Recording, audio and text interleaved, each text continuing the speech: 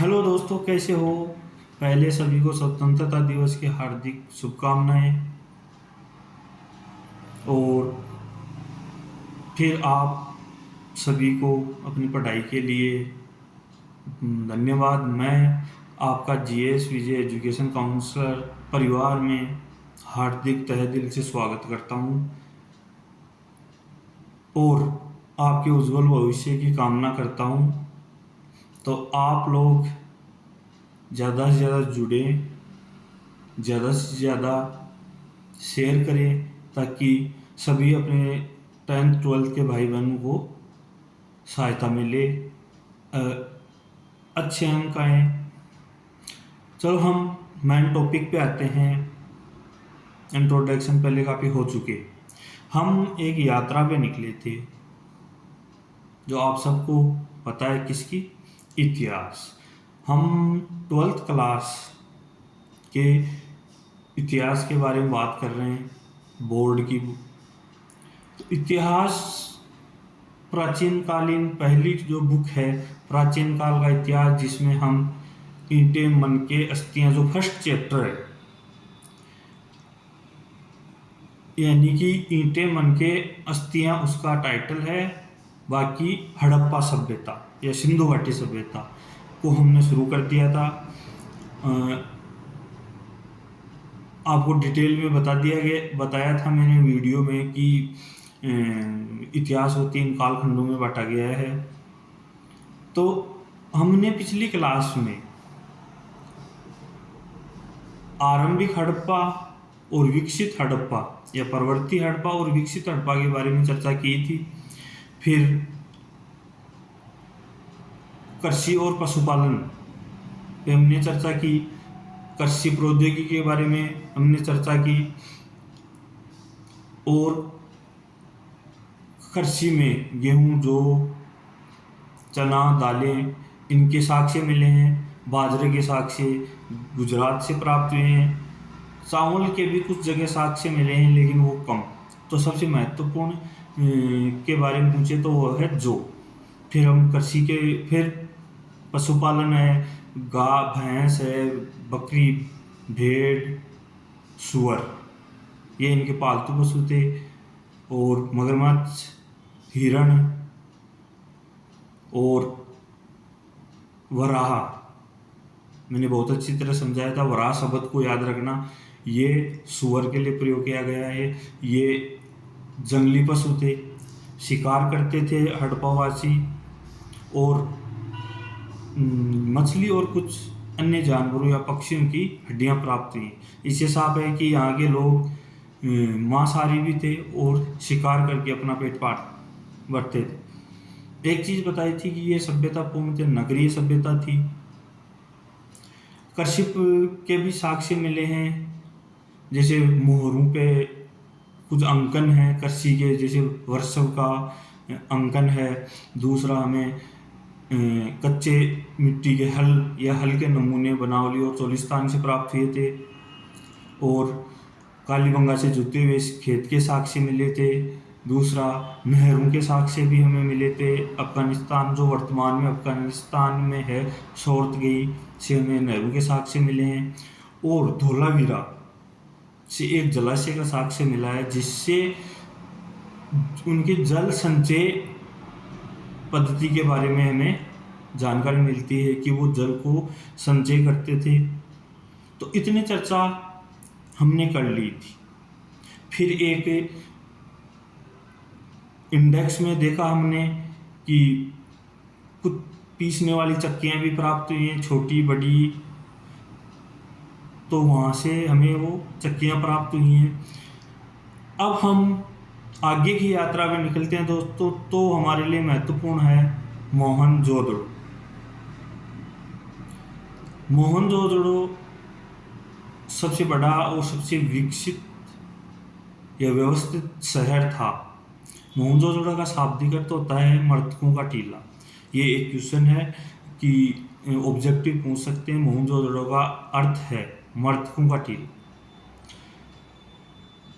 हड़प्पा सभ्यता पूरी विशिष्ट है, नगरीय व्यवस्था सभ्यता थी। लेकिन हड़प्पा सभ्यता में सबसे प्रसिद्ध और सबसे बड़ा शहर था मोहनजोदड़ो।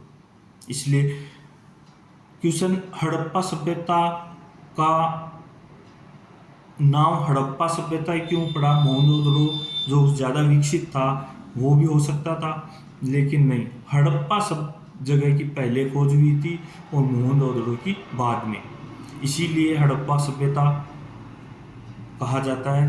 हड़प्पा सभ्यता का मुख्य स्थल था वो मोहनजोदड़ो था, जिसके बारे में हम आज चर्चा करेंगे कि कैसे विशिष्ट था। एग्जाम के हिसाब से मोहनजोदड़ो बहुत ही इम्पोर्टेंट है। पहले हम एक चीज देखते हैं कि मोहनजोदड़ो इतना विकसित था तो हड़प्पा भी तो विकसित होगा। नगरीय सभ्यता थी, हड़प्पा भी विकसित होगा, लेकिन हड़प्पा से हमें इतनी जानकारियां नहीं मिली हैं, क्योंकि हड़प्पा की जो ईंटें थी वो लाहौर से कराची तक जब रेलवे लाइन बिछ रही थी तो वहाँ से वो ईंटें चोर के या चुरा के कैसे भी ले गए, तो इसलिए हड़प्पा के बारे में हमें ज़्यादा जानकारी नहीं प्राप्त हुई। मोहनजोदड़ो के बारे में हमें संपूर्ण जानकारी प्राप्त हुई है, इसीलिए हड़प्पा के बारे में बहुत कम जानकारियाँ हैं, क्योंकि वो लगभग उन ईंटों को ले जाने के बाद उजड़ सा गया था। अब आते हैं हम मेन टॉपिक पर। मोहनजोदड़ो जो कहाँ पे है? वर्तमान में पाकिस्तान के लारकाना जिले में स्थित है। तो मोहनजोदड़ो सबसे विकसित शहर था सभ्यता का। मोहनजोदड़ो को दो भागों में बांटा गया है, एक दुर्ग और एक निचला शहर, यानी कि डिवाइडेशन किया गया है, एक दुर्ग और एक निचला शहर, यानी कि दुर्ग ऊपर की साइड में था, निचला शहर नीचे की साइड में था। तो इस प्रकार सब जगह साक्ष्य मिले हैं, लेकिन ये इसमें कुछ विशिष्ट था। तो एक ऊपर वाले भाग को दुर्ग कहते हैं और नीचे वाले भाग को निचला भाग था, जो इनमें सबसे बड़ा निचला भाग था, और दुर्ग वाला भाग छोटा था। दुर्ग वाला भाग पश्चिम में था और ये निचले वाला भाग पूर्व में था। एक चीज है, दुर्ग के चारों ओर दीवार का निर्माण किया गया था जो निचले शहर से उसको अलग करती थी। इसके ऊंचा होने का कारण क्या है? इसके ऊंचा होने के कारण है इसकी जो संरचना है वो कच्ची ईंटों के चबूतरे से बनी हुई है, यानी कि जो चबूतरा था कच्ची ईंटों से बना हुआ था, वो ऊपर तक बना हुआ था, इसलिए ये थोड़ा ऊपर था। और इसमें ऊपर दुर्ग में क्या घर थे वो बड़े बड़े थे, जबकि लोग कम रहते थे। शायद यहाँ पे उस टाइम का कोई प्रभावशाली व्यक्ति, जो भी उस सभ्यता के समय प्रभावशाली व्यक्ति थे या पुरोहित, उन लोगों का निवास स्थान दुर्ग में था। जबकि निचला शहर अब छोटा था, न बड़ा था, बड़ा था, और घर पास पास में बने हुए थे सामान्य लोगों के। लेकिन जैसे दुर्ग दीवार चारों तरफ दीवार थी, वैसे ही निचले शहर के भी चारों तरफ दीवार थी। वहां भी कई घर चबूतरे पे बने हुए थे निचले शहर में, यानी कि यहाँ तो पूरे ही दुर्ग में तो पूरे ही शहर ऊंचे बने हुए थे चबूतरे पे, लेकिन निचले शहर में भी कुछ मकान वो बने हुए थे चबूतरे पे। तो दोस्तों एक चीज है, मैं आपको दोनों के बारे में एक साथ क्यों बता रहा हूं? भाई दोनों के बारे में क्यों बता रहा हूँ, क्योंकि देखो दोनों को हम एक साथ देखते हैं तो दोनों में डिफरेंस हमें मालूम पड़ता है, तो इसीलिए किसी को कनेक्ट करके पढ़ना। अब जैसे इसमें हम चार्ट बना सकते हैं, वह इधर दुर्ग, इधर निचला शहर, फिर उसके नीचे रो लगा लगा के हम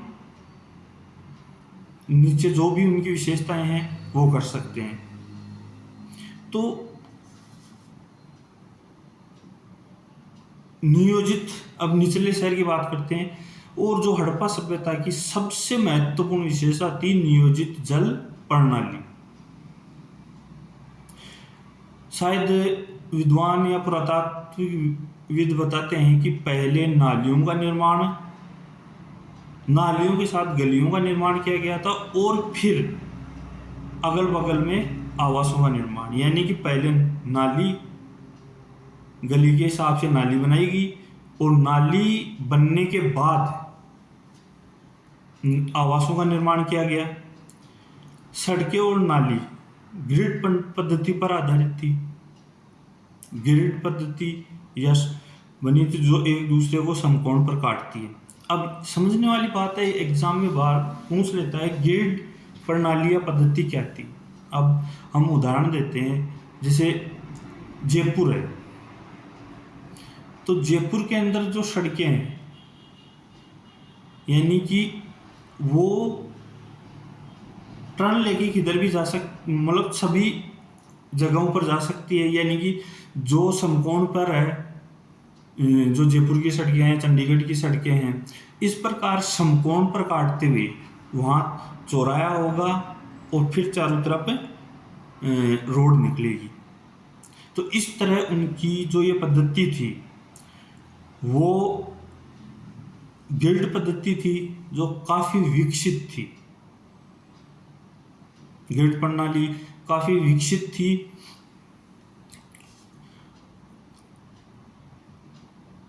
और इसमें पहले बस्ती को नियोजित किया गया, फिर उसके अनुसार, यानी कि जो पुरातात्विक बताते हैं कि पहले बस्ती को नियोजित किया गया, जैसे नालियों का निर्माण, गलियों का निर्माण, सड़कों का निर्माण करके फिर बस्ती या आवास बनाए गए। क्लियर? तो पहले नियोजित किया गया और फिर बनाए गए। नियोजन करने में ईंटें उस टाइम ईंटें सम्मिलित की थी, क्यों? तो जो ईंटों का अनुपात है, वेरी इंपॉर्टेंट क्वेश्चन, ये कंपटीशन के लिए भी है और आपके लिए तो महत्वपूर्ण है। जो उन्होंने दे रखा है, बोर्ड ने दे रखा है, उनका अनुपात था 4:2:1। तो इस आंकड़े को ध्यान रखना कि ईंटों का अनुपात क्या था, 4:2:1। समझ में आया? फिर चलते हैं हम दुर्ग की तरफ। एक इसमें ये जो निचला शहर था, इसकी स्थापत्य कला, गृह स्थापत्य देख, तो इसको ऐसे डिजाइन किया गया था कि आंगन, पहले आंगन होगा, आंगन के चारों तरफ मकान या कमरे होंगे। समझे? चारों ओर कमरे, अपने भी जैसे होता है ना, अभी आंगन हो गया, फिर उसके चारों तरफ कमरे हो गए, उस हिसाब से थे। लेकिन यहाँ के लोग एकांत प्रिय थे, इस बात का हमें प्रमाण मिलता है कि उनके खिड़कियां नहीं थी। तो इस बात को देखकर हमें यह लगता है कि वहाँ के लोग भी, हड़प्पाकालीन लोग भी एकांत प्रिय थे। और अभी क्या है कि अपनी ऑनलाइन क्लासेस स्टार्ट नहीं हुई है, तो हम बोर्ड में जो चित्र दे रखे हैं वो हम नहीं देख सकते, लेकिन इसके लिए जो स्थापत्य कला है, गृह स्थापत्य कला है, इसका चित्र दे रखा है। तो इसमें 6 नंबर का जो है कमरा या मकान, उसमें एक कुआं बना हुआ है, उसका रास्ता बाहर की तरफ। तो इससे ये अनुमान लगाया जाता है कि ये जो कुआं बनाया गया है वो राहगीरों के लिए बनाया गया है, जो राहगीर हैं उनके लिए ये कमरा बनाया गया है। फिर एक मंजिला, दो मंजिला भी हो सकता था, क्योंकि वहाँ सीढ़ियों के प्रमाण मिले हैं, सीढ़ियाँ मिली हैं, तो इससे हम पुरातात्विक भी ऐसे अंदाज़ा लगाते हैं कि मकान एक मंजिला, दो मंजिला, तीन मंजिला भी हो सकता था। और प्रत्येक मकान में स्नानागार था जिसकी ईंटें फर्श की थी। तो ये एक नियोजित शहरी व्यवस्था थी भाई। अभी हमने देखा एक गृह स्थापत्य कला, वो भी एक नियोजित थी। चारों तरफ बीच में आंगन होगा, चारों तरफ मकान होंगे, मकानों के बाहर खिड़कियां नहीं थी। क्योंकि वो, इससे अंदाज़ा लगता है कि वो एकांत प्रिय थे। और फिर आंगन का उपयोग शायद वो खाना बनाने या फिर किसी और काम के लिए लेते थे। और स्नानागार जो हर मकान में बना हुआ था, सीढ़ियाँ मिली हैं, इससे ये अनुमान लगाया जाता है कि शायद ये एक मंजिला, दो मंजिला, तीन मंजिला हो सकता है। एक 6 नंबर रूम में कम वो कुआं मिला है, जिसका रास्ता एक उसी का रास्ता है जो बाहर रोड की तरफ खुलता है। तो इससे अंदाज़ा लगाया जाता है कि ये शायद राहगीरों के लिए बनाया गया है। अब हमने देखा निचले शहर का स्थापत्य कला। तो इसी तरह वहाँ पे माल गोदाम भी मिले। अब माल गोदाम किस काम में लेते थे, क्योंकि ये नगरीय सभ्यता थी, तो ग्रामीण सभ्यता तो थी नहीं। तो वहाँ एक माल गोदाम भी मिला है जो ईंटों से बना हुआ है।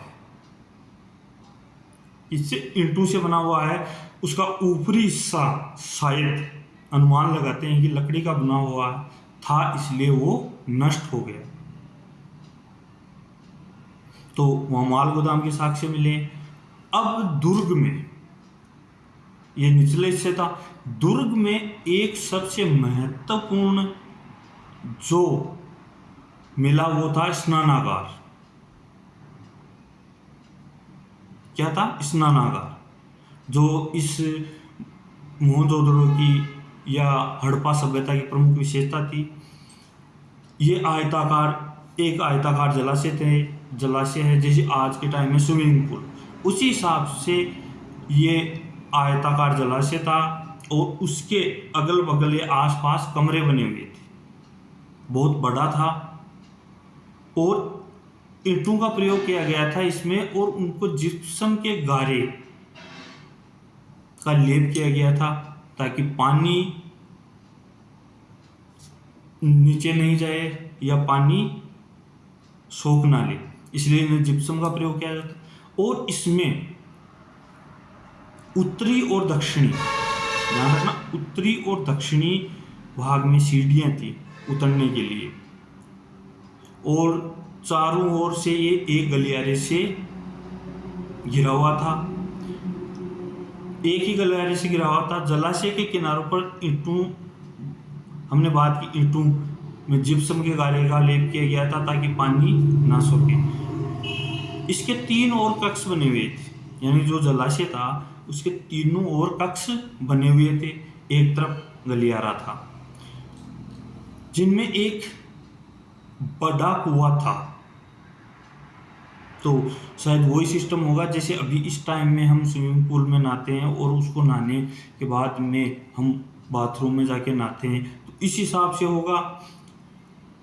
और गलियारे के दोनों ओर 4 स्नानागार थे। जो एक गलियारा था उसके दोनों तरफ 4 स्नानागार थे। और तो अब इस बात से अंदाजा लगता है कि ये इतना बड़ा जलाशय किस काम में लिया जाता था। तो हो सकता है, या पुरातात्विक अनुमान लगाते हैं कि शायद कोई धार्मिक अनुष्ठान के समय स्नान के लिए काम में लिया जाता था। इसमें इसके पानी के निकास के लिए नालियाँ बनी हुई थी जो बाहर मैन नालियों से कनेक्ट थी। तो उस टाइम में इतना डेवलपमेंट यानी कि आज के टाइम से भी ज़्यादा डेवलपमेंट हमें वहाँ देखने को मिलता है। तो दोस्तों, ये था मोहनजोदड़ो का पार्ट। तो इसमें आज इसमें जो पढ़ाया है वो पूरा महत्वपूर्ण है। नोट्स बनाए हैं मैंने, तो इसको आप वीडियो को देखें, समझें, और अच्छा लगे तो लाइक एंड शेयर करना, ताकि अपने छोटे भाई बहनों को भी, इसके फ्री में है क्लासें, तो किसी को भी बंदिश नहीं है, सब जुड़ सकते हैं, फ्री की क्लास है। मेरा तो मकसद ज़्यादा से ज़्यादा आप लोगों को एग्ज़ाम के लिए तैयार करना है। तो अब इसमें ये क्वेश्चन बन सकता है कि मोहनजोदड़ो के बारे में संक्षिप्त लिखिए। तो ये चीज़ें पूरी इसमें संक्षिप्त में, फिर हम कुछ शॉर्ट करके लिखेंगे इसको। क्वेश्चन पूछ सकता है कि गृह स्थापत्य कला थी मोहनजोदड़ो की, उसके बारे में क्वेश्चन कर सकता है। तो मैंने बताया ना, तो इसमें एक डायग्राम, ऐसे डायग्राम बना लो, बीच में आंगन रख दो, फिर उसके एरो लगा के चारों ओर कमरे बना दो, फिर नीचे एरो लगाकर एकांत प्रिय, उसके नीचे लगाओ एरो, उसका मतलब है कि खिड़कियां नहीं थी। तो इससे अनुमान लगाते हैं कि ये एक यहाँ के लोग शांति प्रिय थे। फिर उसी डायग्राम में एक 6 नंबर बना के वहाँ पे कुआं करो, उसके नीचे एरो लगाइए, कर दो कि राहगीरों के लिए, हो सकता है राहगीरों के लिए बनाया गया हो। सीढ़ियाँ बनाओ, और स्नानागार ईंट और फर्श ईंट से बना हुआ था। तो इस तरह हाँ, एक चैप्टर से या एक चार्ट बना सकते हैं, तो इससे ज़्यादा समझ में आता है। बाकी मैं नोट्स आपको अवेलेबल करवाऊंगा, क्वेश्चन भी मतलब क्वेश्चन जो एग्ज़ाम पैटर्न के हिसाब से अवेलेबल कराऊंगा। तो दोस्तों, ज़्यादा से ज़्यादा जुड़े आप, शेयर करें, लाइक करें, और आपको अच्छा लगे तो सब्सक्राइब कीजिए। तो इस तरह मोहनजोदड़ो शहर था जो 2 भागों में बटा हुआ था। अगर आपका कोई क्वेश्चन हो तो आप कमेंट कीजिए, मैं आपके हर क्वेश्चन का जवाब दूंगा। तो आज हमने क्या देखा, मोहनजोदड़ो जो सबसे विशिष्ट शहर था, हड़प्पा पहला शहर था, हड़प्पा का विनाश का कारण हमने देखा, ईंटें बिछाई गई थी। मोहनजोदड़ो पाकिस्तान लखनऊ, फिर इस मोहनजोदड़ो के 2 भागों में बांटा गया, ऊपरी और निचली शहर। ये हमने दोनों की विशेषताएं देखी, नाली प्रणाली देखी, सड़क प्रणाली देखी, गृह स्थापत्य देखा, और जो गृह स्थापत्य था वो मैंने डायग्राम से आपको समझाया। फिर दुर्ग में एक जो सबसे बड़ा मिला था स्नानागार, जो एक महत्वपूर्ण है, क्योंकि ये शॉर्ट टाइम जो क्वेश्चन 2 नंबर के हैं, यह इनमें पहुंच सकता है गृह स्थापत्य के बारे में और स्नानागार के बारे में। तो इसको ज़्यादा ध्यान में रखना। ये चीज़ें हमने देख ली। अब हम नेक्स्ट क्लास में आगे का जो पोर्शन है, जिसमें और भी हैं सामाजिक पहलू हैं, उनके बारे में चर्चा करेंगे। तो इसके अलावा भी एक और क्वेश्चन है, जो क्योंकि एनसीईआरटी में दोस्तों, मेरे प्यारे भाई बहनों, एनसीईआरटी में पता नहीं किधर से क्या घुसा दिया है। कहीं चित्र बना रखा है, कहीं बाहर इंडेक्स में बना के कुछ डाल रखा है। तो इनको भी हमें बारीकी से देखना है।